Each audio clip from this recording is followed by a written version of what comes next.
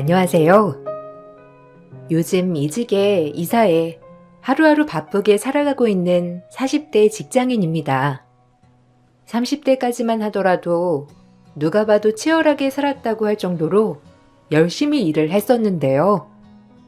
그 노력이 지금 빛을 내는 것 같아 기쁘네요. 주변에서도 그동안 고생했던 것들을 이제야 보상받는다며 누구보다 축하를 해주고 있는데요. 많은 축하를 받다 보니 제 인생에서 정말 유일하게 저의 자존감을 박살냈던 사람들이 생각이 나더라고요. 바로 전시모와 남편이랍니다. 지금은 남보다 못한 사이지만 한때는 저도 잘 지내기 위해 노력했던 적이 있었는데요.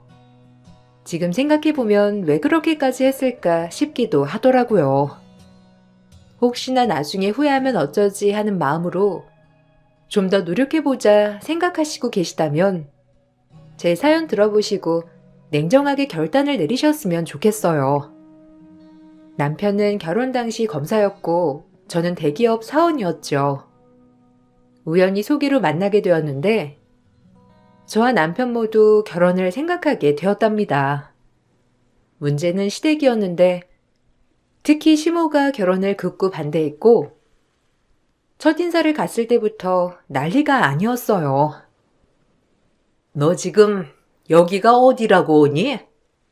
내가 그렇게 네 얼굴 보고 싶지 않다고 말을 했는데 어떻게 뻔뻔하게 여길 와? 하긴 그 정도 뻔뻔해야 급에도 안 맞는 남자랑 결혼하겠다고 고집 부리겠지. 나는 너 며느리로 인정할 생각 없어. 내가 어떻게 우리 아들을 키웠는데 감히 네가 우리 아들을 넘보니? 고작 회사 따위나 다니면서 검사 남편을 생각해? 절대로 내가 죽어서도 안 되니까 다신 찾아오지 마. 엄마, 한 번만 얘기 좀 들어봐. 솔직히 우리 집에 수인의 집이 사돈이라는 게 얼마나 대단한지 엄마가 몰라서 그래. 엄마, 수인의 집에서 집이며 뭐며 다 해주신다고 하셨어. 우리 집안 사정으로는 집 한 채 하기도 어렵잖아. 나 이번에 결혼 못하면 아마 평생 결혼이라는 건 꿈도 못 꿔. 그리고 수희 아니면 다른 여자랑 결혼할 생각 해본 적도 없고. 엄마가 이번에는 좀 양보해.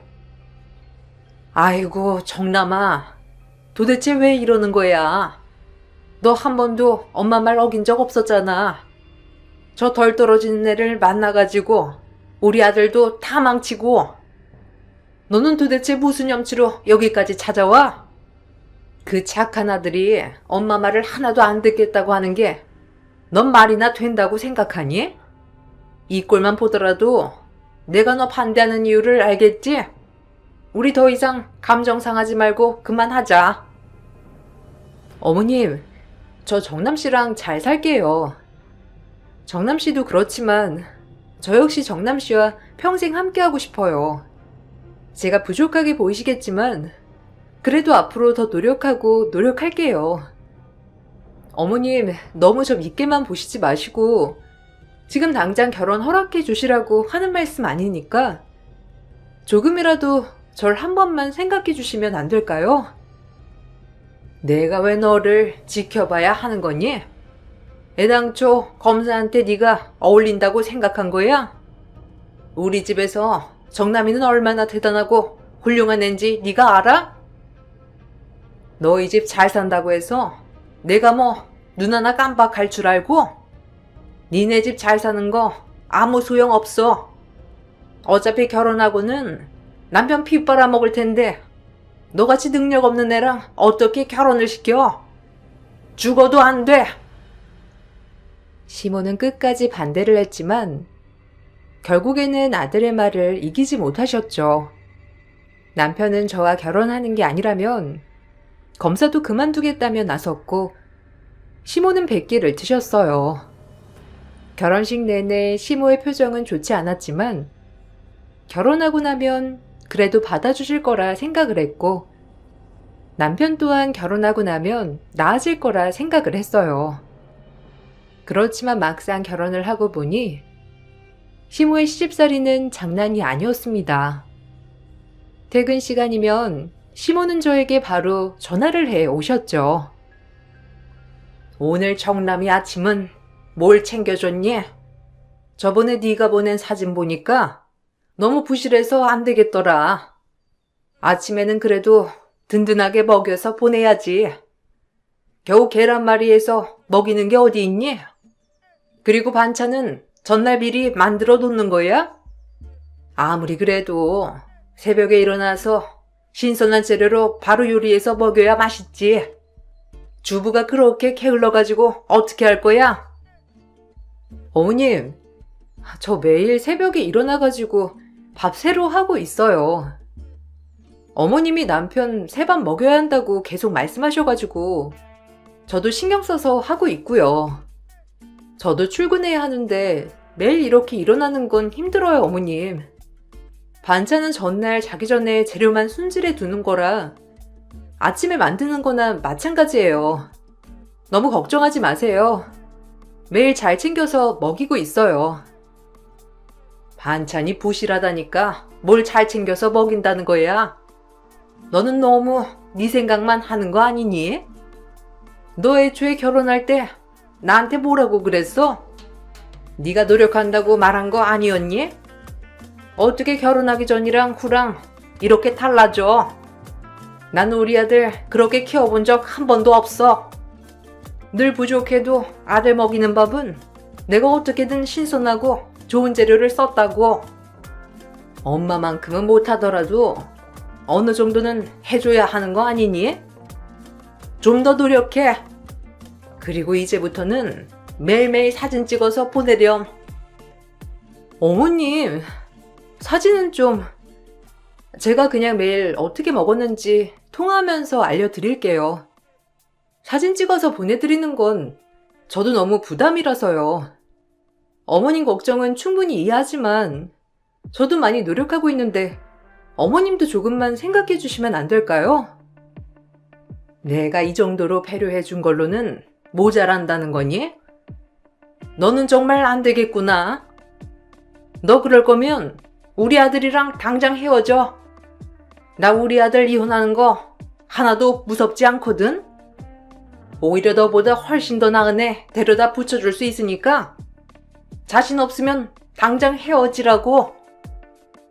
시모는 하나라도 마음에 드는 게 없으면 바로 저에게 헤어지라며 화를 내셨죠. 그럴 때마다 난감하기도 했지만 남편은 그런 저를 달래며 조금만 더 시간을 두자고 말을 하곤 했습니다. 사실 시모는 평생을 아들만 바라보며 사셨거든요. 남편 아래로 여동생이 셋이나 있었지만 모두 성인이 되고 나서는 거의 교류가 없을 정도로 시모는 아들만 보고선 사셨답니다. 그래서 더 집착을 하는 거라며 남편은 조금만 이해를 해달라고 했죠. 결혼을 하고선 제 개인적인 일은 정말 술술 잘 풀렸는데 하는 일마다 성공적으로 결과를 냈고 그 덕에 승진도 빠르게 됐답니다. 연봉도 전보다 많이 오르게 됐는데 그 소식을 듣고선 시모가 바로 연락을 해 오시더라고요. 정남이한테 들었다. 이번에 승진했다며? 너는 어떻게 남편 잘 만나가지고 그렇게 일이 잘 풀리냐? 우리 정남이가 워낙 주변에 빛이 돼줄 사람이라고는 내가 들었지만 역시나 너도 우리 정남이 덕을 보는구나. 너 이거 다 네가 남편 잘 만나서 그런 거 알지? 항상 남편 위해주고 받들고 살아. 정남이 아니었으면 네가 그렇게 잘 풀렸겠니? 다 정남이 덕이지. 어머님, 축하해 주시려고 전화 주신 거예요? 정말 감사해요. 안 그래도 남편도 너무 기뻐하더라고요. 그동안 제가 밤낮 없이 일하는 거 남편도 알아서 노력한 보람이 있다면서 축하해 주더라고요. 제가 잘 풀리는 거 보니까 이번엔 남편 일도 잘 될 것 같아요. 어머님도 들으셨죠? 남편 이번에 중요한 일 맡아서 하게 된 거. 이거 잘 되면 앞으로 탄탄대로 잘 풀린다고 하더라고요. 우리 정남이야. 무슨 일이든 잘 풀리는 애니까 나는 걱정 하나도 안 해. 넌 하여튼 남편 잘 만나가지고 다행인 줄 알아. 네가 그렇게 잘 풀렸다고 자만하면 안 되는 거고. 다 네 남편 덕이니까 고마워해. 앞으로 더 잘해야 하는 거 알지? 고마운 마음으로 아침마다 밥도 정성스럽게 차리고 남편한테 찡그린 얼굴로 맞이하면 안 되는 거 알지? 내가 너 지켜볼 거야. 그동안 정말 노력하면서 열심히 일을 했기에 이루어낸 성과였지만 시모는 잘 되는 것도 모두 남편 덕이라면서 말하셨죠. 남편도 중요한 일을 맡게 되었는데 남편은 일이 잘 풀리진 않았어요. 그랬더니 시모는 저 때문에 일이 잘 안 된 거라며 절 탓하셨어요. 제가 좋은 기운을 다 뺏어갔기 때문에 이번에 일이 잘 되지 않는 거라면서 승진했다며 입방정을 떨어 그랬다고 절 혼내셨죠. 이런 식으로 시모는 항상 좋은 일은 남편 덕, 나쁜 일은 제 탓을 하셨어요.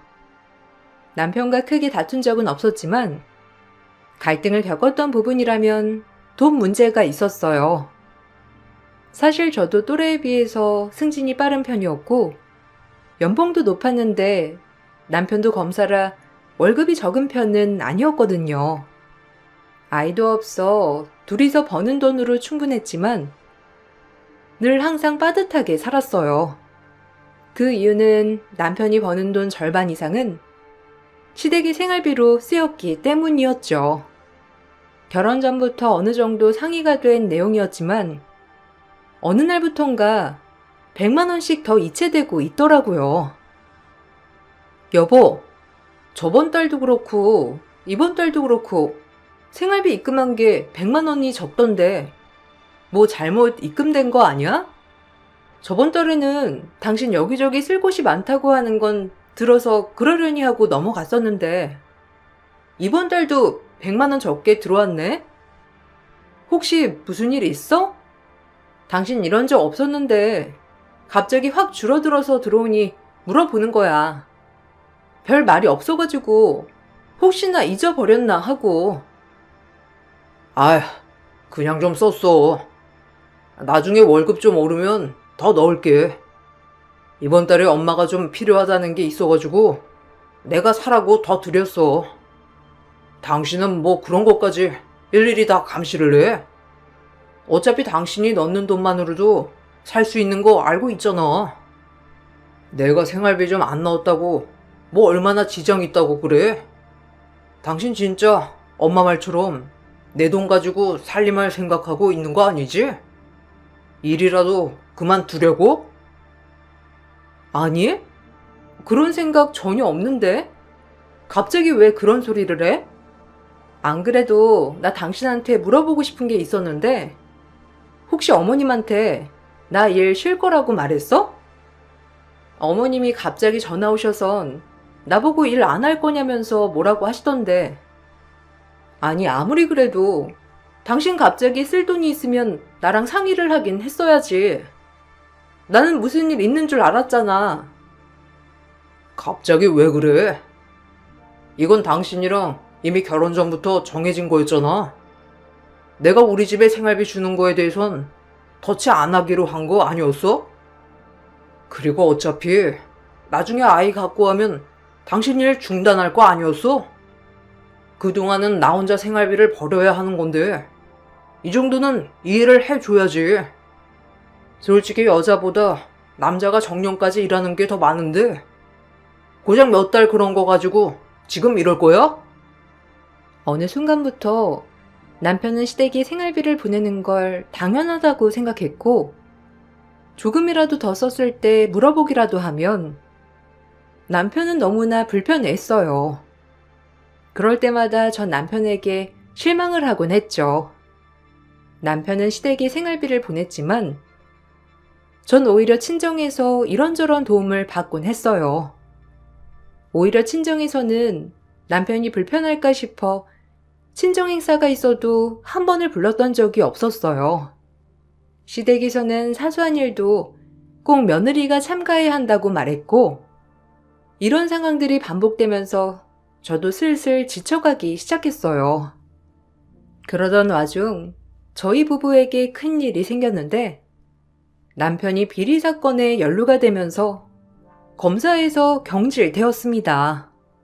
순식간에 검사를 그만두게 되었고 남편은 백수가 되었는데 남편의 잘못이 있었지만 시모는 제 탓이라고 하셨어요. 너 이제 어쩔 거야? 어떻게 정남의 인생을 이렇게 망칠 수가 있니? 집안에 여자가 잘 들어와야 잘 풀린다더니만 어떻게 이 꼴을 만들 수가 있어? 평생 나쁜 짓이라곤 모르던 애가 갑자기 비리 사건에 연루가 된 게 말이나 된다고 생각하니? 네가 옆에서 착한 우리 아들 꼬신 거 아니고? 그러지 않고서야 아들이 왜 그런 일에 연루가 돼? 저도 이제야 알았어요.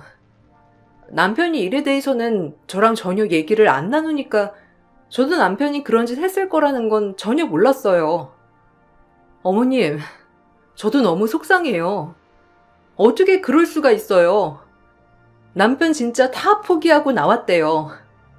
매일매일 아무것도 안 하고 방 안에서만 가만히 있는데 어떻게 해야 할지 저도 모르겠네요. 어머님이 오셔서 남편한테 뭐라고 좀 해주세요. 착한 우리 아들한테 뭐라고 할 게 뭐가 있니? 네가 우리의 잘못이 이끄니까 문제가 생긴 거지. 이렇게 된 건 다 네 탓이야. 네가 잘했으면 우리 아들이 유혹이 있더라도 넘어갔겠니? 네가 옆에서 나쁜 얘기들을 하니까 넘어간 거지. 이래서 내가 너 결혼한다는 거 마음에 들지 않았던 거야. 애초에 네 인상부터가 별로였는데 결국에는 이런 꼴이 되는구나. 어머님, 정말 너무하시네요. 저야말로 날벼락이에요. 남편이 벌어놓은 일 때문에 수습해야 할 것도 많은데 지금 저한테 제 탓하시는 거예요? 화를 내고 싶으시면 제가 아니라 남편한테 하셔야죠. 어떻게 저한테 화를 내세요? 시모는 그 후로도 제가 남편을 구박할까 싶으셨는지 자주 신혼집으로 찾아왔어요. 제가 출근하면 시모는 신혼집으로 와 남편 밥을 챙기셨고 제가 퇴근하기 전에 돌아가시곤 하셨죠. 그러면서 제가 살림은 어떻게 하는지 다 살펴보시고서는 절 구박하시곤 했어요. 너는 살림을 하는 거니 마는 거니? 어떻게 갈 때마다 이렇게 엉망진창으로 되어 있어? 네가 그렇게 대충대충 살림을 하니까 애가 하루 종일 쫄쫄 굶으면서 사는 거 아니겠니? 밖에서 일을 하면 뭐 할 거야? 너는 살림을 하는 게 네 일인데 네 일도 제대로 못하면서 어떻게 바깥 일을 한다고 하는 거야? 너 그렇게 엉망으로 살림하면서 우리 아들 구박하는 건 아니겠지? 저 남편 구박 안 해요. 남편이 지금 많이 심란해해서 그냥 두고 있으니까 너무 걱정하지 마세요. 살림은 아직 어머님 성에 차진 않더라도 저도 많이 노력하고 있어요. 그리고 남편도 그렇게 방에만 있는 것보다 좀 나와서 활동도 하고 그러는 게 더 좋아요. 어머님도 계속 밥 챙겨주시려고 오시지 마시고 차라리 시댁으로 와라 하시고 밖에도 같이 나가시고 그러시는 게 좋을 것 같아요. 안 그래도 정신없는 애한테 이리 와라 저리 가라 할 수가 있겠니? 너는 네 남편 불쌍하지도 않아? 그렇게 힘들게 쌓아온 걸 한순간에 무너뜨렸으니 얼마나 상심이 크고 힘들겠어. 그런 애한테 밖에 나가라니 어쩌라느니 그러는 게 어디 있니? 너 절대 우리 아들한테 그러지 마라. 남편은 그 뒤로 몇 달 동안 아무 일도 하지 않고 집에만 있었고 남편이 버는 돈이 없으니 당연히 시댁으로 들어가는 돈도 없었죠. 남편이 보내주는 생활비로 생활을 했던 시모는 몇 달 동안 생활비가 들어가지 않으니 저에게 돈을 달라고 하시더라고요. 그동안 저를 마치 남편 피를 빼먹고 사는 것처럼 말을 하더니만 정작 필요할 때가 되니 저에게 당당하게 생활비를 달라고 하셨어요. 난 네가 어느 정도 눈치는 있는 줄 알았는데 이렇게나 눈치가 없을 줄이야 생각도 못했어. 아들이 돈을 안 보내주면 며느리가 알아서 보내줘야 하는 게 맞는 거 아니니? 그동안 우리 아들이 생활비 보내준 거 뻔히 알면서 그럼 이제는 네가 보내야지. 지금 뭐 하는 거야? 우리 아들 돈으로 호의호식하면서 살았으면 그 보답 나한테 해야지. 네? 어머님, 남편 어머님한테 생활비 드리느라고 저희 공동 생활비는 100만 원 정도밖에 안 냈어요. 그동안 제가 번 돈으로 생활비 해왔던 거고요. 여기서 그 돈마저 없어지니 저도 지금부터는 좀 더 아껴야 해서 남편이 드린 만큼은 드리기 어려울 것 같아요. 그래도 어머님도 남편한테 받으신 생활비 있으시니까 제가 전부는 아니더라도 조금은 지원해 드릴게요. 뭐? 조금? 예. 너는 그래도 검사 남편 만나가지고 일도 잘 풀리고 연봉도 높아졌다고 한 거 아니었니? 그 덕 본 거 다 우리 아들 때문이잖아. 그러면서 왜 그 보답은 안 하겠다고 하는 거야? 너도 친정에 생활비 드릴 거 아니니? 결혼하기 전에는 나도 부모님이라고 입 바른 말만 잘도 하더니만 결혼하고 나니 말이 이렇게나 달라지니? 전 친정에 드리는 돈 한 푼도 없어요. 지금껏 친정의 명절이라고 드린 용돈도 없고 애초에 부모님께서 받으시지도 않으시겠지만 오히려 저한테 더 챙겨주시면 챙겨주셨지 받으시진 않으셨어요. 항상 제가 남편 피 뽑아먹고 살고 친정에 돈 꿍쳐놓는다고 하셨지만 전 그런 적 없어요. 뭐 그렇다면 다행이지만 어쨌든 네가 우리 잘난 아들 채간 건 사실이잖아. 지금까지 검사 아내로서 누린 것도 있을 테니까 그 보답 이제는 나한테 해야 맞지 않겠니? 그렇게 훌륭한 아들 키워준 보답을 나한테 좀 해보렴. 그래, 내가 너 우리 아들만큼 벌 거라고는 생각 안 해. 그래도 절반 정도는 보내야지. 계좌 보낼 테니까 지금부터는 절반을 보내렴. 시모는 당당하게 저에게 생활비를 요구하셨고 처음엔 저도 시모가 벌이가 없으시니 그러실 수 있겠다 생각을 했지만 그렇다고 시모의 태도를 보고 속 편하게 드리고 싶진 않았어요. 남편은 방황을 많이 했는데 집에서 밖으로 외출하지도 않고 우울해하기도 했죠. 친정에서도 남편의 상황을 어느 정도 알고 있어 걱정을 많이 하셨는데 어느 날 친정 행사가 있던 날 부모님께서 남편을 꼭 데리고 오라고 하셨어요. 김서방, 저번에 낚시하는 거 좋아한다고 했었지? 다음 주에 시간 되면 나랑 근처에 낚시나 하러 가지 않겠어? 안 그래도 내가 김서방이랑 서로 의논할 게 좀 있어서 말이야. 김서방 그동안 일도 항상 열심히 하고 노력하느라 고생 많았네. 우리 딸이 부족한 부분도 있겠지만 잘 봐줘서 고맙고 김서방이 요즘 많이 힘들어하는 것 같아서 내가 그래도 부모로서 도와줄 수 있는 건 없을까 고민을 해봤는데 자네 변호사 사무실 차려보는 건 어떤가? 변호사 사무실이요? 안 그래도 생각을 안 해본 건 아니지만 검사직 내려놓으면서 수습해야 할 것도 있어서 지금 당장 차릴 수 있진 않아서요. 걱정해 주셔서 감사합니다, 장인어른. 얼른 저도 정신 차리고 일어나야죠. 아직은 마음이 제가 잘 잡히지 않은지 생각만 많아졌네요. 그래도 이렇게 장인어른, 장모님 같이 뵐 수 있어서 좋네요. 그런가? 나도 자네 얼굴 이렇게 보니 좋네. 그래서 말인데 자네 변호사 사무실 자리가 딱 좋은 곳이 있어서 소개를 좀 해주고 싶었네. 다음 주에 낚시 가면서 한번 천천히 보는 건 어떤가?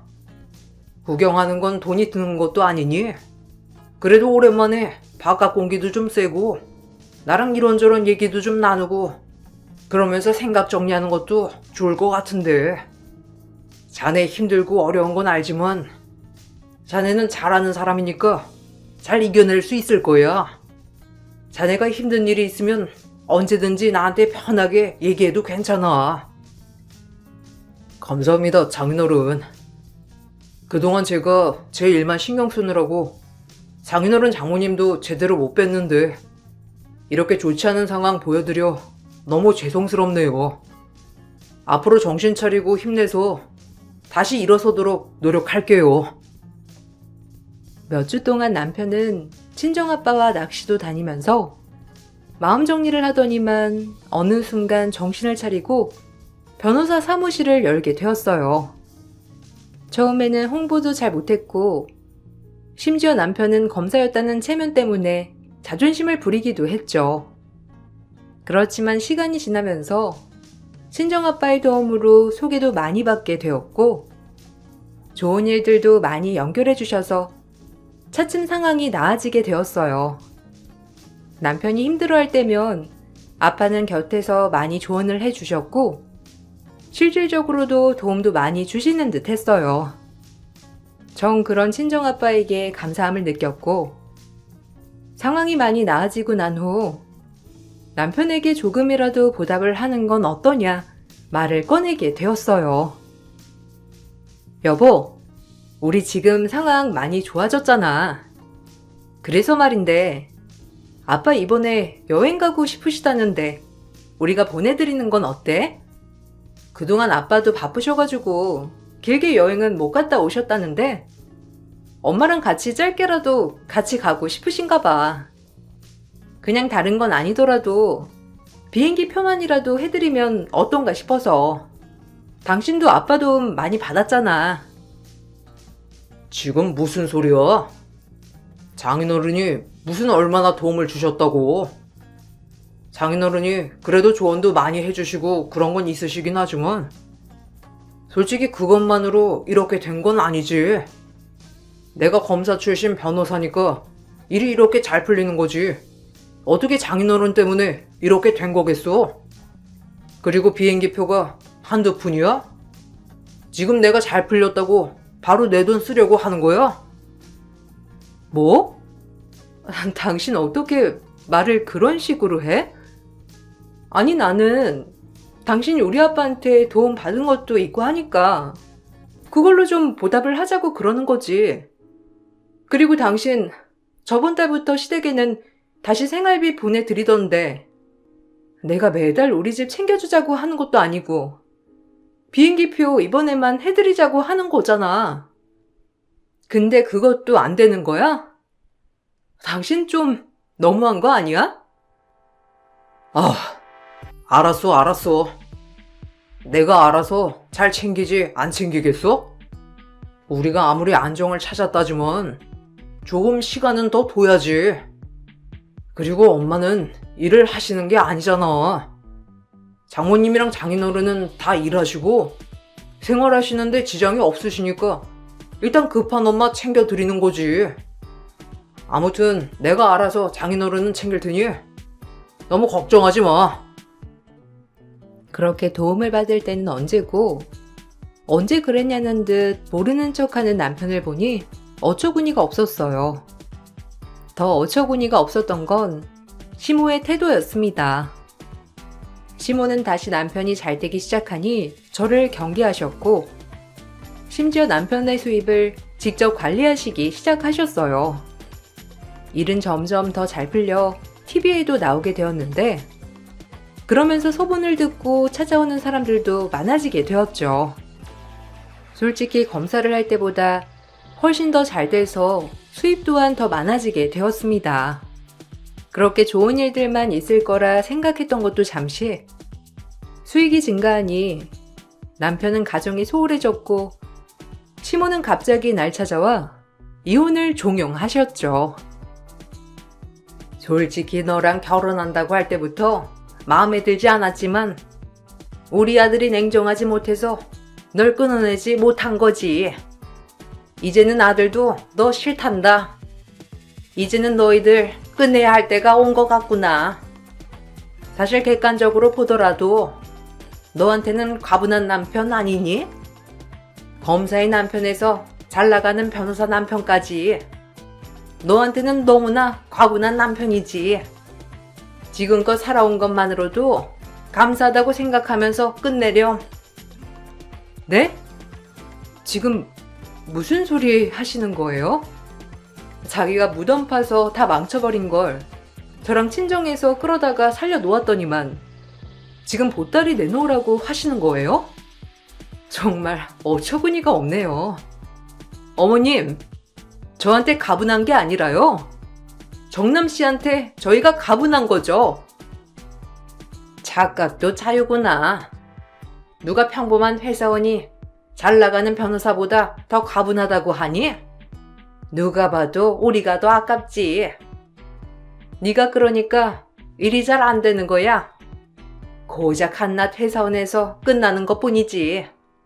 우리 애처럼 잘 나가는 애였으면 검사에서 끝나도 다시 변호사까지 시작할 수 있는 거 아니겠니?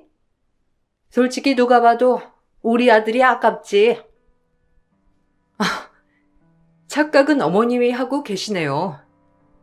뭐 전 그러시다면 그렇게 하세요. 저야말로 미련 없고 더 이상 애정도 없거든요. 차라리 잘 됐네요. 고민하고 있었는데 더 길게 끌지 말죠. 아참, 사무실은 친정아빠 명의인데 찰거머리처럼 또 붙는 건 아니시죠? 제 말에 시모는 당황하는 듯 보였지만 제가 뭘 착각하고 있는 거 아니냐며 저에게 당장 서류에 도장을 찍으라고 하시고선 자리를 뜨셨어요. 남편 역시 저와 이혼을 하고 싶었는지 바로 합의를 하자고 나오더라고요. 저는 이혼을 확정짓기 전 재산 분할과 위자료에 대해서 말을 꺼냈어요. 남편은 무슨 재산 분할이며 위자료냐고 펄쩍 뛰었지만 남편이 쓰고 있는 사무실은 친정아빠 명의 건물에 무상으로 쓰고 있었고 거기다가 그동안의 부당대우에 대해서도 증거를 가지고 있어 남편에게 유책 사유를 물을 수 있었어요. 남편은 그렇게 소송을 진행하면서도 절대로 사무실에서 정리를 하지 않았는데 끝까지 버티는 남편에게 전 퇴거 요청을 하게 되었죠. 이혼 소송은 순조롭게 진행이 되었고 그동안 남편이 시댁에만 생활비를 보내왔던 것들, 부당대우를 했던 언행들이 증거로 남아 있었기 때문에 위자료를 받고 이혼을 하게 되었죠. 문제는 사이가 정리된 후에도 남편이 사무실 정리를 하지 않았다는 거였는데 어느 날 남편은 저에게 연락을 해왔습니다. 저기, 내가 안 그래도 할 말이 있었는데, 장인어른은 내 전화를 전혀 받으시지도 않으시고, 계속 내용 증명만 보내셔서 말이야. 보니까 그동안 무단 점거에 대한 비용을 내라고 청구까지 하셨던데, 당신이 좀 장인어른께 말씀을 드리면 안 될까? 내가 지금 그 돈을 내고 싶어도 사정이 생겨서 못 내. 그러니까 당신이 조금만 도와줘. 내가 왜? 내가 왜 그래야 하는지 모르겠는데? 그렇게 잘난 당신이 알아서 해결해야지. 그걸 왜 한낱 회사원한테 물어? 당신 사무실 잘 되고 나서부터는 사무실에서 나오는 돈 다 니네 엄마가 관리했잖아. 거기 가서 물어야지. 왜 나한테 물어보냐고. 전화 잘못했니? 아니, 그게... 사실 엄마가 돈들 다 모아가지고 투자를 좀 하셨나봐. 우리 엄마 알지? 뭐 하나 꽂히면 앞뒤도 안 보고 들이대는 거. 투자할 때도 그러셨는지 뭔가 잘못된 곳에 투자를 하셔가지고 다 날리셨대. 그래서 모아둔 돈이 하나도 없으시다는데 어떡해. 일단은 사무실은 내가 조만간 빨리 정리할게. 그럴 테니까 비용은 조금만 더 시간을 주면 안 될까? 참나, 그렇게 잘난 척 하더니만. 난 모르겠고 알아서들 해결해. 내가 왜 시간을 더 줘야 하는지도 모르겠고. 그렇게 잘나신 분들이 우리보다 훨씬 가분한 사람이라던 분들이 도대체 뭐가 아쉬워서 나한테 이런 소리 하는지 이해가 안 되네. 더 이상 시간 줄 생각 없고 안 되면 법대로 할 거니까 그렇게 똑똑하신 분들이니 법대로 하시던지. 그렇게 소송을 진행하고 나서 남편은 거의 쫓겨나다시피 나가게 되었고, 당연히 그동안 미청구된 비용에 대해서도 청구가 들어가게 되었죠. 남편은 다음에 변호사 사무실을 작게 열었지만, 솔직히 그동안 잘 되던 것도 거의 친정아빠의 힘이 컸기 때문에 다시 사무실을 열어도 잘 되진 못했어요. 주변에서 알려주는 소식으로는 사무실에 파리만 날리고 있다고 하더라고요. 나중에 급한 상황이 되어서야 시모는 저에게 연락을 해 오셨어요. 아가, 잘 지내니? 내가 저번에 전화를 했었는데 못 받는지 다시 연락이 안 오더라. 잘 지내고 있는지 해서 말이야. 내가 너희 이혼하고 나서 얼마나 마음이 아팠는지 아니? 솔직히 이혼을 정말 할 거라곤 생각을 못 했는데 정말로 이혼을 하고 나니까 어찌나 속상하고 힘들던지. 이제라도 다시 너희 합치는 건 어떻게 생각하니? 무슨 소리 하세요, 아주머니? 저 아주머니가 아주머니 아들 이혼했다는 소식 듣고 엄청 기뻐했다는 거 다 들었는데요? 그렇게 그 맘 맞는 며느리 들여서 힘들었다고 동네방네 말하고 다니시더니만 왜 이제 와서 속상하고 힘들었다고 하시는지 도통 이해가 안 되네요. 그 잘난 아들이 또 생활비를 안 주던가요? 근데 어쩌죠? 이제는 아줌마랑 저랑 아니 남보다 못한 사이인데요?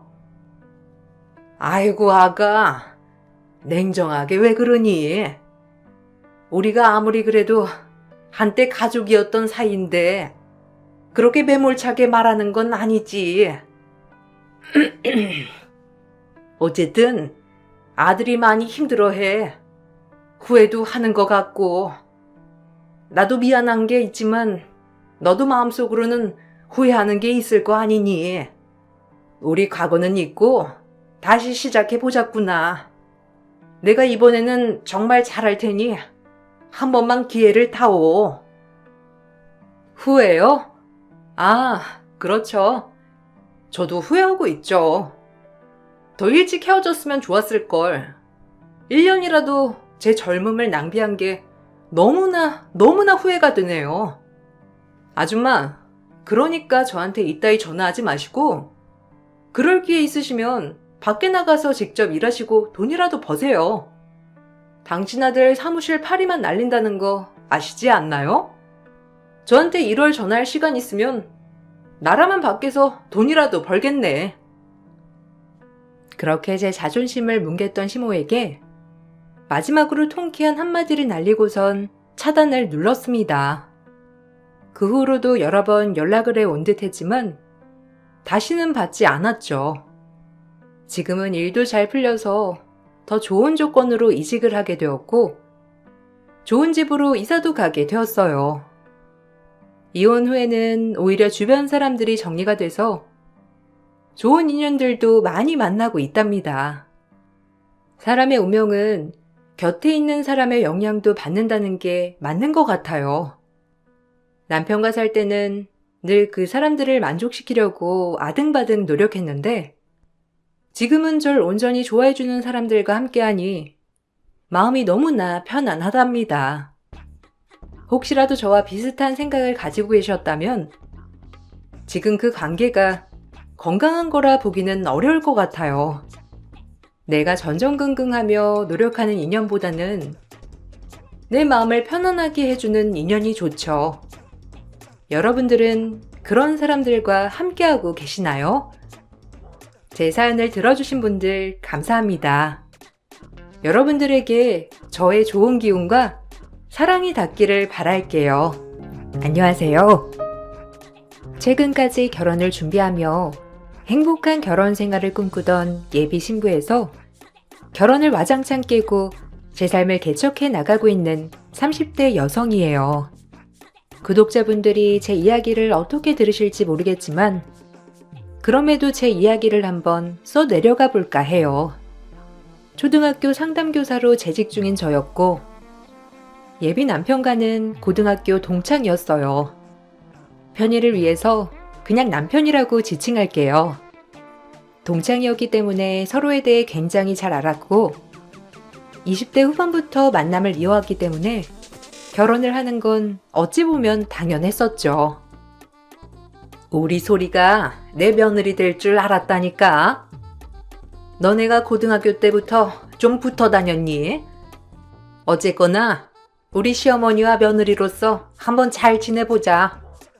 고등학교 때부터 영민하더니 직업도 아주 잘 골랐어. 딱 봐도 조신해 보이는 게 최고야. 소리가 어렸을 때부터 차분하고 남의 말을 잘 들어주니까 상담교사가 얼마나 잘 어울리는지 몰라. 나도 내 얘기를 그렇게 잘 들어주니까 소리한테 반하기도 한 거고. 결혼 준비하면서 많이들 싸운다는데 우리는 싸우지 말고 잘 헤쳐나가 보자. 어머님이 좋아해 주시니까 좋네요. 그래 자기야. 결혼 준비하면서 투닥거릴 수 있겠지만 서로 대화를 통해서 풀어보자. 저희 집에서도 남편을 굉장히 좋아했고 저 역시 시댁에서 환영받는 며느리였어요. 그은한 트러블 없이 결혼 준비를 잘 해나가고 있었지만 예기치 못하게 남편의 친형이 등장하면서 문제가 발생했어요. 사실 전 그동안 남편이 외동인 줄 알았거든요. 진작 말했어야 했는데 사실 엄마가 오래전부터 이혼했고 형은 아버지가 그리고 난 엄마가 대신 키우셨어. 그런데 아버지가 돌아가시고 형이 엄마를 찾아오게 되었거든. 우리 결혼 준비하는데 갑작스럽게 이런 얘기해서 미안해. 아, 정말? 아니 사실 문제될 건 없지. 오랫동안 떨어져 있는 형을 찾은 건 좋은 일이잖아. 어머님도 기쁘시겠다. 그렇지. 엄마는 늘 형한테 죄책감만 가지고 사셨거든. 그래도 형이 이렇게 찾아오니까 좋으신가 봐. 나도 기쁘고. 그리고 형은 결혼도 해서 아이도 있고 형수님도 계시더라고. 이것 때문에 엄마가 더 형한테 미안해하는 것 같아. 중요한 날에 옆에 있어주지 못했으니까. 나 역시 어려서 형이랑 헤어져서 잘은 기억 안 나지만 내가 형을 잘 따랐다는 거는 기억나거든. 남편이 외동인 줄 알았지만 뒤늦게 형제가 있다고 해도 달라지는 건 없었어요. 오히려 이 기회에 형제도 찾고 어머님도 떨어져 있는 자식을 찾았으니 더욱더 좋게 될 거라고 생각을 했죠. 그리고 어머님의 주도하에 큰집 가족을 만나게 되었고 사실 남편과는 영 다른 이미지라 조금 당황했지만 떨어져 산 세월이 있었기 때문에 그저 그러려니 했습니다. 그리고 어머님은 어려서 본인이 챙겨주지 못한 미안함이 있었는지 매우 좋아하시면서도 정말 큰아들한테 쩔쩔매는 모습을 많이 보이시더라고요. 내가 너한테 해준 것도 없는데 애미라고 이렇게 찾아와서 너무 고맙다. 우리 작은 며느리인데 앞으로 가족이 되니까 잘 지내도록 해. 이제 결혼도 얼마 안 남았거든. 그래도 혼주석에 애비가 없어서 걱정했는데 네가 있으니 다행이구나. 네, 엄마. 저도 진작 찾아뵀어야 했는데 아버지 성격 아시잖아요. 꼬장꼬장 하셔서. 그래도 이렇게라도 찾아올 수 있어서 다행이에요. 아, 맞다. 재수씨, 반가워요. 우리 이제 가족이 되는데 얼굴도 자주 보고 지내요. 동생한테 해준 게 없어서 늘 미안한 생각만 들었거든요. 이제라도 형 노릇 할 거니까 지켜봐 주시고요. 아, 뭐해? 당신 얼른 재수씨랑 통성명 하지 않고. 동서니까 내가 말 놓아도 되지? 이제 내가 이 집 큰 며느리니까 혹시라도 대소사 있는 건 나한테 늘 물어보고. 내가 동서가 모르는 거 많이 알려줄 테니까 날 잘 따르도록 해. 어머님 다음으로 여자들 중에서 내가 윗사람 아니겠어? 아, 네. 뭐 그렇죠. 저도 형님이랑 그리고 아주버님이랑 잘 지내고 싶어요. 이 형제가 또 누가 있는 것도 아닌데요. 이렇게 마주하니까 집이 꽉 차고 너무 좋다. 게다가 떡두꺼비 같은 손자까지 갑자기 생기다니. 내가 늙음하게 무슨 복인지. 하여튼 너희들한테는 엄마가 제일 미안해. 앞으로 너한테도 엄마 노릇 제대로 할 거니까 지켜봐 주렴. 첫 만남에 형님 되실 분은 저의 기강을 잡으시려 하는 것 같았지만 개의치 않았습니다. 좋은 게 좋은 거다라고 생각하며 사는 저에게는 별로 문제될 게 없었거든요. 하지만 돈 문제가 엮이면서부터는 문제가 되기 시작했어요. 아주버님은 갑작스레 사업을 시작한다며 평생 어머님이 모아온 재산을 대놓고 해달라고 하셨고, 죄책감이 큰 어머님은 그걸 덜컥 줘버린 거죠. 여기까지는 솔직히 제가 개입할 문제가 아니라고 생각했기 때문에 두 손 놓고 뒤에서 그저 지켜보려고 했었어요. 제가 이 집안 일으킬게요. 사실 아버지가 뭐 일을 하셨나요? 늘 제가 가장 역할을 했지. 엄마도 아시잖아요. 아버지 성격. 그동안 쌓아온 데이터로 제가 엄마한테 잘하고 이 집안 일으킬 거니 엄마 걱정 마세요. 혹시 아까우신 건 아니시죠? 에이, 그럴 리가 있니? 내가 너한테 해준 게 없는데 이런 거라도 뒷받침할 수 있으면 얼마나 좋니? 걱정 마라. 이 엄마가 너한테 이 정도는 충분히 해줄 수 있으니까. 아유, 미안하다. 진작 널 찾았어야 하는데 널 보면 눈물이 앞을 가려. 걱정 마세요. 엄마가 절 일부러 안 찾은 것도 아니고 그저 아버지가 절 못 보게 한 건데 별 수 있었겠나요? 죄책감 놓으세요. 그냥 엄마는 제 사업 뒷바라지만 해주시면 나중에 장남으로서 엄마 잘 모실 거니까 꼭 그렇게만 해주세요. 아셨죠? 처음엔 시어머니 재산이니 제가 관여할 부분은 아니라고 생각했지만 그걸 떠나서 결혼할 남편이 돈까지 투자하길 바라는 시어머니였기 때문에 문제가 되었던 거죠. 그 부분에 있어서 많은 다툼이 일어나기 시작했던 겁니다. 자기야, 이건 아니잖아. 결혼 전이지만 우리 결혼 얼마 안 남기도 했고 자기가 모은 돈으로 우리 집 들어갈 때 보태기로 해놓고선 갑자기 이걸 형한테 투자한다는 건 좀 말이 안 되는 것 같은데? 그리고 이런 건 내가 상관할 수 있는 부분이잖아. 아, 그렇긴 한데 형이 진짜 좋은 아이템이라고 하니까. 그리고 엄마도 전적으로 내가 투자하길 바라시고. 그럼 우리 집은? 내가 모은 돈으로 택없이 부족하잖아. 자기가 모은 돈이랑 내가 모은 돈, 그리고 대출이 합쳐져야 들어갈 수 있는 건데 갑자기 자기가 이렇게 나오면 집은 어쩌고. 계약까지 다 해놓은 건데 난 반대야. 아주버님도 이해해 주시겠지. 엄마가 원해.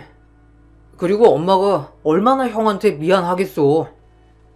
그러니까 내가 모은 돈은 이렇게 쓰게 해주라. 어? 어머님 마음이야. 안 좋은 거 알겠는데 이건 아닌 것 같아. 자기가 이 돈 말고 따로 모아놓은 돈으로 투자한다면 말리지 않겠지. 자꾸 어쩔 수 없다는 남편의 말에 제가 시어머니에게 얘기를 하기로 마음을 먹었고, 그렇게 얘기하는 순간 한 번도 본 적 없는 태도를 보여주는 시어머니 때문에 많은 걸 다시 생각하게 되었어요. 제가 본 모습이 다가 아니라는 생각이 들었거든요. 아니 네가 뭔데 우리 아들한테 투자하라 말아야? 큰애가 성공한대잖아. 그러면 너네도 수익을 볼 건데 왜 말리니? 어머님, 이건 아니죠. 이미 들어가기로 한 집이 있고 돈도 모자라는 상황에 그 돈을 더 빼서 투자를 한다니요. 그렇게 되면 저희 결혼하고 어디 살아요? 이건 아닌 것 같아서 드리는 말씀이고, 성욱이가 따로 모아놓은 돈으로 투자를 한다면야 저도 말리진 않아요. 그렇지만 저희가 이미 다 결론을 지은 상황에서 갑자기 이런 변수가 생기면 저도 곤란하거든요. 너 그렇게 욕심 많은 애였냐? 결혼 전에 아주 다시 보게 됐다 너. 고등학교 때부터 나긋나긋하길래 오냐오냐 했더니만 어디서 남자가 하는 일에 왈가왈부하면서 이래라 저래라야. 너 절대 상관하지 마. 성욱이가 투자하는 거 말리지 말라고. 그래, 동서. 그건 아니다. 내 남편이 돈 벌게 해준다잖아. 뭐가 그렇게 무섭다고 쫄보처럼 그래? 나중에 고맙다고 절을 할 거라니까. 그냥 도련님이 알아서 행동하게 내버려둬. 어차피 동서 이 집에 시집 올 거잖아. 그러니까 우리 말 들으란 말이야. 전 생각 안 변해요. 성욱이가 따로 빼놓은 돈 아니고서야 집 들어갈 돈을 혹시라도 투자한다면 저도 어쩔지 모르니 그리 아세요. 아주 시험이 압박하는 것도 가지가지다. 요즘 세상에 며느리 눈치 보고 사는 세상이라더니 아주 엄청나네. 결혼 전부터 끌려다니면 안 된다고 생각을 했기 때문에 저도 할 말은 해야겠다고 생각했고, 그로 인해 시어머니에게 미운 털이 단단히 박히게 되었지만 어쩔 수 없는 부분이라고 생각했습니다. 하지만 남편은 제 말을 무시하고 결국 투자를 진행하게 되었고, 아주버님은 어머님과 돈과 남편의 돈까지 합쳐 동네에 엄청 큰 갈빗집을 차리게 되었어요. 엄청난 아이템이라는 것이 갈빗집인 것도 어이가 없었는데, 본인들은 돈 한 푼 들이지 않고 오로지 투자만 받아 갈빗집을 차린 거였죠. 솔직히 여기까지는 화도 났지만 갈빗집이 잘 되면 계속 수익을 준다고 했기에 조금은 참았어요. 남편도 본인을 전적으로 믿어달라고 애원을 했기 때문에 속는 셈 치고 믿어보자라고 생각했던 것도 사실이었고, 하지만 실속의 태도가 별로더라고요. 아유, 우리 아들이 갈비집 사장이니까 내가 이 동네에 소문을 잔뜩 내야겠어. 내가 그래도 한 동네에서 오래 살아서 내 얼굴 보고 많이들 와줄 거다. 아주 이 정도 크기면 우리 아들 바쁘기도 하겠어. 가뜩이나 자주 못 보는데 속상하네. 에이, 걱정 마세요. 여기는 주방 이모들이 운영할 거고, 전 카운터나 보고 할 거라서 시간은 많아요. 엄마 보러 자주 갈게요. 어머님은 투자 진짜 잘하시는 거예요. 솔직히 이 일가 사업 수완이 좀 좋은가요? 아마 어머님은 모르시겠지만 예전에도 포장마차 크게 한 적이 있는데 그것도 다 대박 터뜨리고 이석이익 때문에 어쩔 수 없이 접은 거거든요. 아마 고깃집도 잘 될 거예요. 가뜩이나 마음에 안 들었는데 벌써부터 사람들을 부릴 생각만 하는 아주버님이 이해가 가지 않았고, 제 예상대로 처음엔 오픈빨로 가게가 잘 되는 것 같았지만 점점 적자가 나기 시작했어요. 그러면서 주방 이모들 월급까지 밀리는 지경에 이르렀는데, 안 봐도 훤한 가게 상황을 보아하니 저희가 투자한 돈도 회수하지 못하게 생겼더라고요. 그래도 저렇게 한번 된통 당했으니 다신 사업한다는 소린 안 하겠지 싶어 한 번은 넘어가 주려고 했습니다. 신혼집에 들어가는 모자란 돈도 친정에서 조금 보태주기로 했었기 때문에 정말 한 번만 참자라고 많이 저를 다스리기도 했거든요. 하지만 아주버님은 손 벌리기만 급급했어요. 아휴, 네가 조금만 더 도와주면 일단 이번 달 아줌마들 월급 좀 해결하고 다음 달부터 메뉴 리뉴얼 할 거거든. 좀만 도와줘. 일단 나도 가진 게 여유가 없긴 한데 적금 들어놓은 게 있거든. 그거 만기가 다음 달인데 그때까지 기다려줄 수 있어? 아주버님, 죄송한데 이건 아닌 것 같네요. 뭐 어려운 건 알겠지만 이희가 투자한 것도 저랑 정말 많이 싸우고 해드린 거거든요. 저희도 결혼식이 남은 입장에서 들어갈 돈도 많고요. 본인이 직접 해결하셨으면 좋겠어요. 당신, 내가 그때 마지막이라고 했지? 적금 손대기만 해봐. 나 진짜 이 결혼 엎을 거야. 집 들어가는 돈도 엄마가 도와주신 거 몰라? 자기 어쩜 그렇게 자기만 생각해? 아니, 동서가 왜 나서서 그래? 도련님이 알아서 하는 거지. 막말로 아직 식 올린 것도 아니잖아. 왜 나서는 건데? 형제들끼리 돕고 살 수 있는 거지. 이런 부분에서 여자가 끼기 시작하면 의상하기 십상이야. 그러니까 동서는 빠졌으면 해. 식 올리진 않았지만 저희 곧 결혼을 앞두고 있고 이제 가족인데 제가 이런 말도 못하나요? 결혼하기도 전에 이렇게 자꾸 돈 문제로 엮이는 거 진짜 아닌 것 같아요. 죄송한데 이번엔 못 도와드리니까 너무 섭섭하게 생각하지 마세요.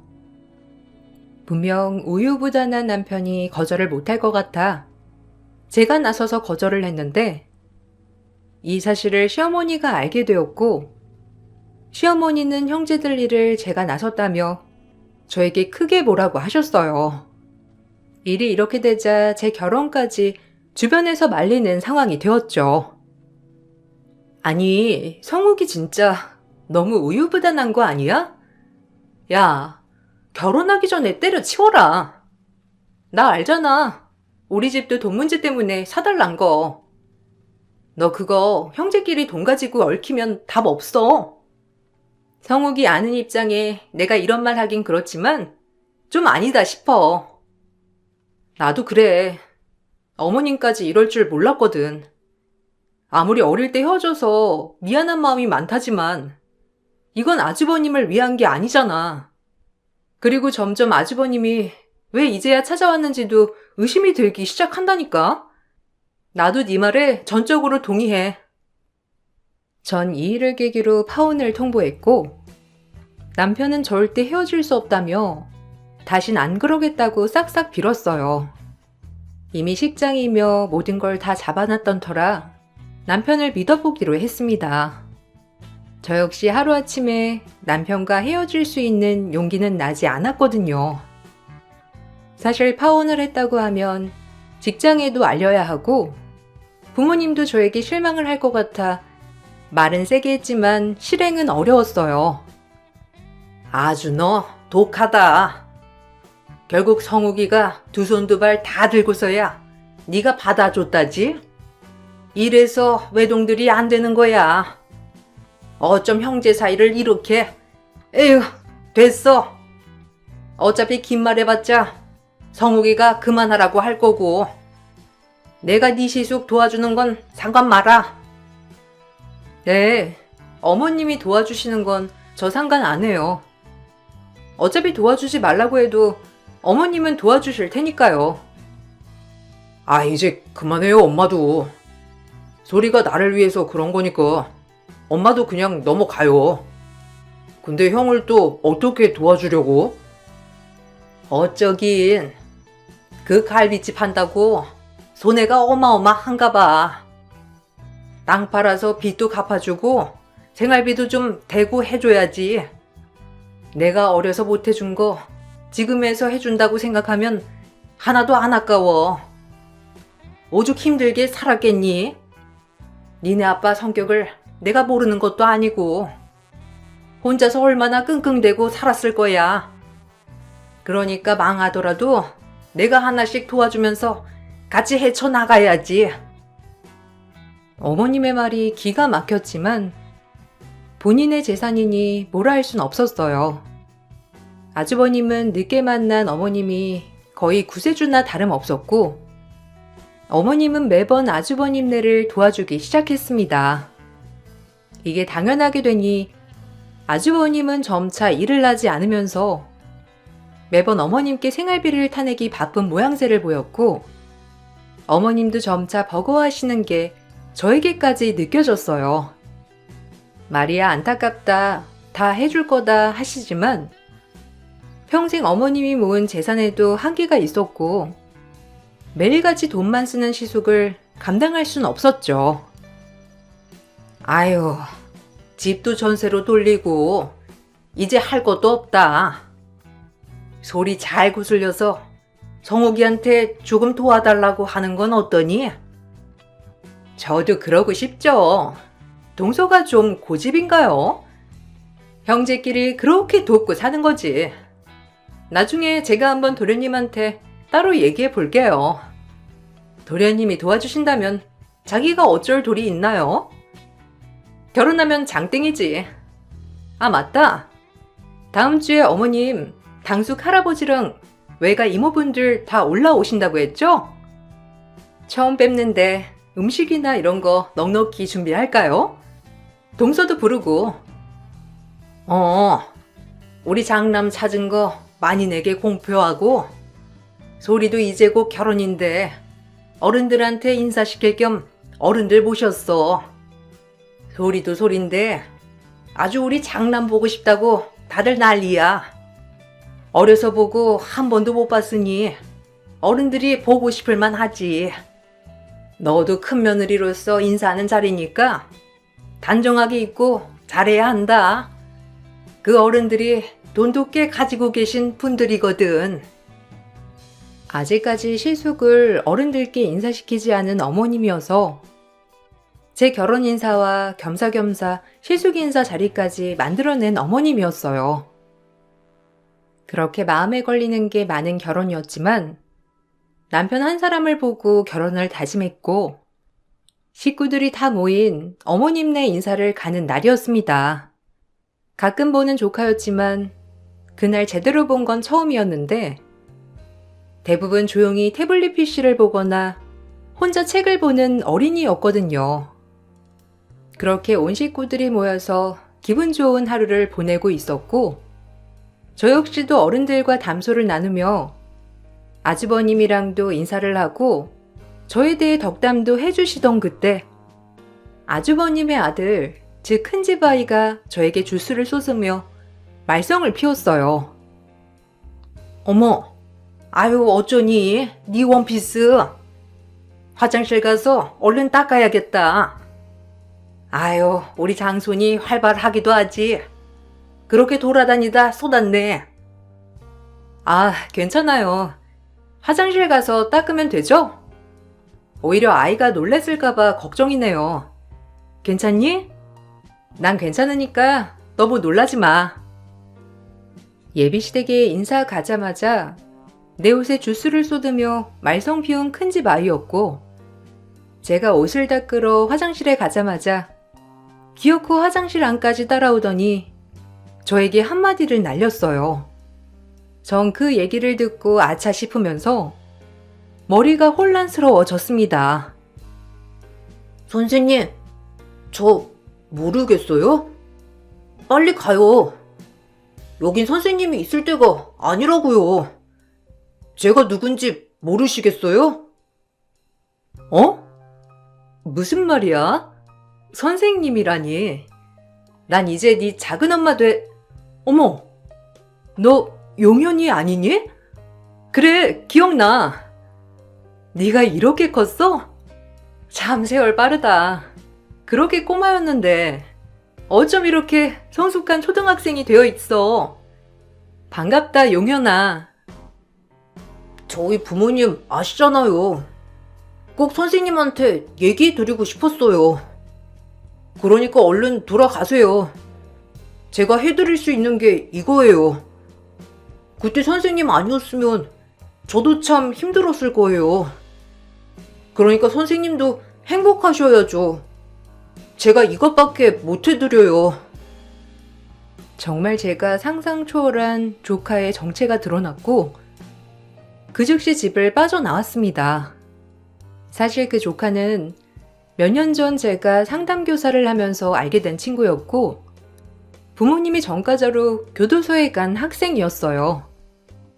보육원에서 혼자 부모님을 기다리며 이런저런 생활을 하다 보육원 친구들에게 왕따를 당하게 되었고 그로 인해 저와 매일같이 상담을 하며 심리치료를 했던 친구였답니다. 아이에게 들었을 때 아이의 부모님은 무려 사기 전가가 8범에 이르렀고 이번에 어머님을 찾은 것도 동생과 어머님의 돈을 한탕 해먹으려고 꾸역꾸역 찾은 거라고 했어요. 시아버님이 돌아가시면서 엄마의 전화번호를 주었다고 했죠. 전 이걸 알면서 결혼을 진행할 수 없겠다고 판단이 섰고 제가 아이를 살뜰히 케어해준 결과 아이는 저에게 고마워서 이 모든 것을 폭로했던 거예요.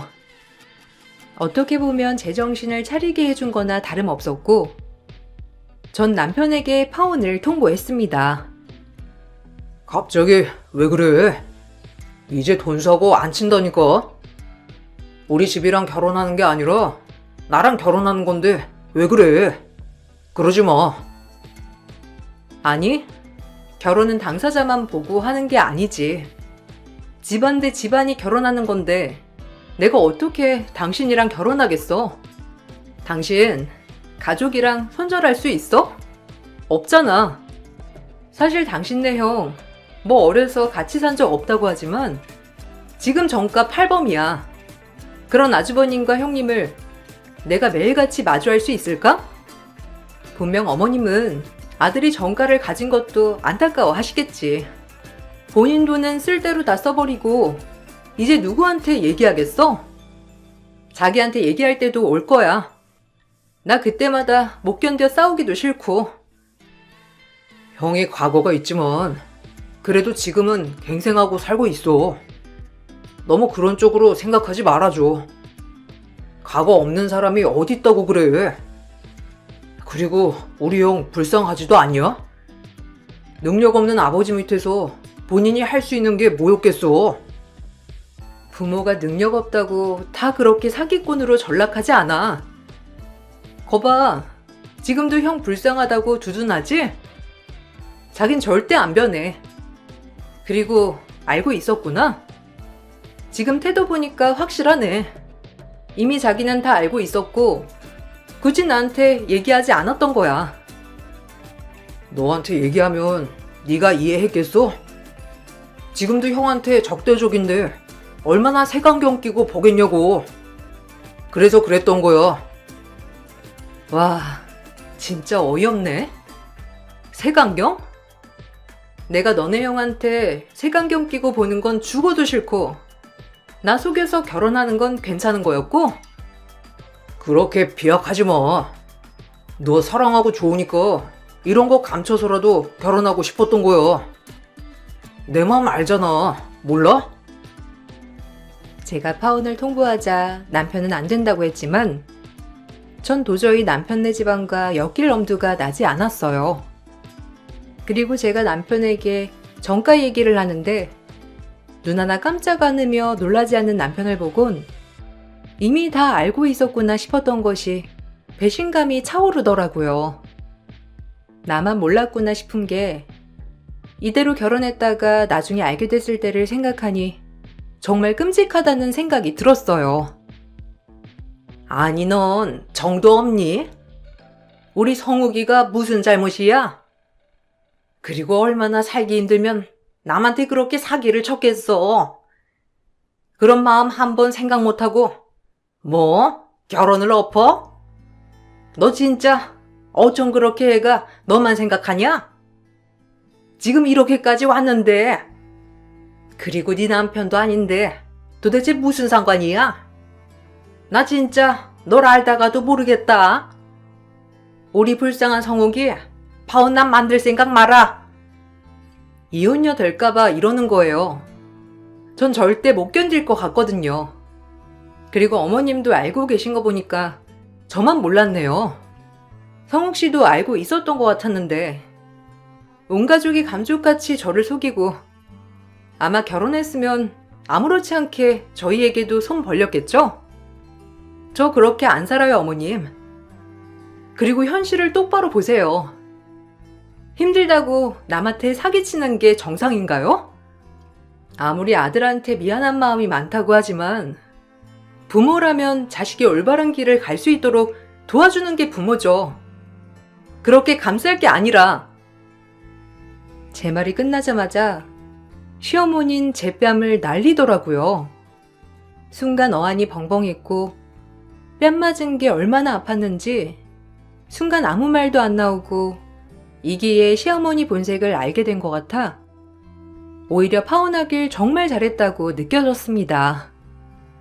자식 일에 물불 안 가리는 게 부모라지만 저렇게까지 두둔하는 걸 보니 앞으로 제 앞날이 어떨지 딱 직감하면서 안도했어요. 감히 내 아들을 네가 뭔데 판단해? 뭐? 부모라면 감싸면 안 된다고? 주제 파악도 못하게 어디서 입을 놀려? 결혼도 안 했는데 이 정도면 역시 결혼하고 나면 알만 하겠네요. 이번 일 절대 못 넘어갑니다. 성욱 씨, 봤지? 나 당신이랑 결혼 못하는 이유 이런 태도들 때문이야. 저 지금 당장 병원 갈 테니 그리 아세요. 책임은 지셔야 하니깐요. 아니, 네가 엄마한테 그렇게 대들지만 않았어도 엄마가 널 건드렸겠어? 엄마도 너무하지만 너도 진짜 너무한다. 거봐, 자긴 이 상황에서도 자기 식구 편이지? 내가 어떻게 자길 믿고 결혼을 해? 오히려 잘 됐어. 이제 다 끝이야. 못된 것? 지밖에 모르는 이기적인 것? 내가 지한테 얼마나 잘했는데 감히 파혼을 한다고 해? 그것도 별 시답지 않은 걸로. 어머님이 딸이 있어 보세요. 전까지 집안에 시집 보내고 싶겠어요? 제 신세 망치려 하지 말고 제발 본인들 좀 돌아보세요.